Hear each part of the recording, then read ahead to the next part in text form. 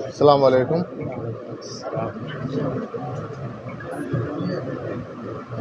पिछले हफ्ते 16 तारीख को वक्फ बोर्ड के मोअज़्ज़िज़ अरकान के जानिब से मुझे वक्फ बोर्ड का चेयरमैन मुंतखब करने के बाद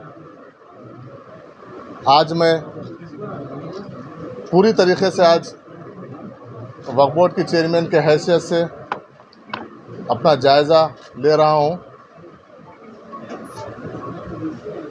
मुझे मुंतखब करने के लिए तमाम वक्फ बोर्ड के मोअज़्ज़िज़ अरकान का मैं तहे दिल से शुक्रिया अदा करता हूँ और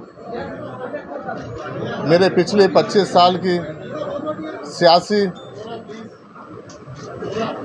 जो मेरा सफ़र रहा उसको मद्देनज़र रखते हुए जो एक मिल्लत की कौम की खिदमत के लिए मुझे बहुत भारी ज़िम्मेदारी मेरे कांधों पे रखे हैं, मुझ पे जो भरोसा करके, उसके लिए मैं हमारे क़ायद मोहतरमा सोनिया गांधी जी का, मल्लिकार्जुन खड़गे जी का, राहुल गांधी जी का, प्रियंका गांधी जी का, केसी वेणुगोपाल जी का, हमारे इंचार्ज दीपा दास मुंशी जी का मैं शुक्रिया अदा करता हूँ। उसके साथ साथ बहुत ख़ास तौर पर हमारे हरदिल अज़ीज़ वज़ीर आला जनाब रेवंत रेड्डी साहब का और नायब वज़ीर आला भट्टी विक्रमार्का साहब का, उसके साथ साथ तमाम वज़रा का मैं तहे दिल से शुक्रिया अदा करता हूँ जो मुझ पे ये ज़िम्मेदारी, मैं समझता हूँ ये मेरे लिए ओहदा नहीं है, एक ज़िम्मेदारी समझ के मैं काम करूँगा इंशाअल्लाह। और मेरा जो काम का जो टाइम है, पीरियड है, तमाम बोर्ड के मेंबरान को कॉन्फिडेंस में लेते हुए हुकूमत के जो काम है उसको कैसे आगे बढ़ाना है वो मेरा प्रायोरिटी रहेगा। उसके साथ साथ ख़ास तौर पे जहाँ तक वक्फ बोर्ड का सवाल है, मैं और हमारे बोर्ड, तमाम बोर्ड के मेंबरान का हमारे 4 चीज़ बहुत अहम हमारे तरजीहात में से रहेंगे। जो वक्फ बोर्ड के जो ज़मीनात पे जो कब्ज़े हुए हैं उसको हम किस तरीक़े से बचाएं, वापस लाएं, वो एक हमारी अहम एक तरजीहात में से एक है। दूसरी, जो हमारे लीगल जो हमारा बैटल है, जो कोर्ट में चल रहे हैं, तरह तरह के जो हडल्स है, उसको कैसे हम आसानी से उसको हल करके उसको वक्फ बोर्ड की जायदाद को वापस हम लें, वो एक अहम मुद्दा है। और तीसरा अहम मुद्दा जो है कि वक्फ बोर्ड की आमदनी को किस तरीके से उसको बढ़ाया जाए, क्योंकि ये एक हमारे मिल्लत का असासा है। जो हमारे आबा अजदाद जो वक्फ को किए हैं, तो उसको किस तरीके से इसमें आमदनी बढ़ाकर कौम की इसमें वो कौम के लिए उसके लिए यूटिलाइज़ करें।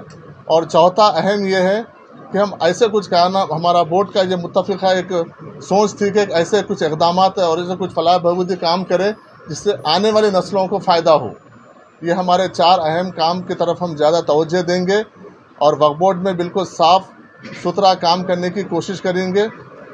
पिछली हुकूमतें थे, पिछले चेयरमैन थे, उनके जो भी अच्छे काम हैं हम उसको आगे बढ़ाएंगे और जहाँ जहाँ पर भी गलतियाँ हुए उसको किस तरीके से सुधार किया जाना चाहिए, उसको एक्शन लेना चाहिए। हम कहीं पर भी किसी लेवल पे भी पीछे नहीं हटेंगे, ना हम किसी से डरेंगे, ये हमारा है। और उसके साथ साथ जो कांग्रेस पार्टी का जो 6 गारंटी का स्कीम है, वो 6 गारंटी स्कीम्स में किस तरीके से मुसलमानों का, अक़लियतों का उसमें हिस्सेदारी हो, उससे फ़ायदा हो।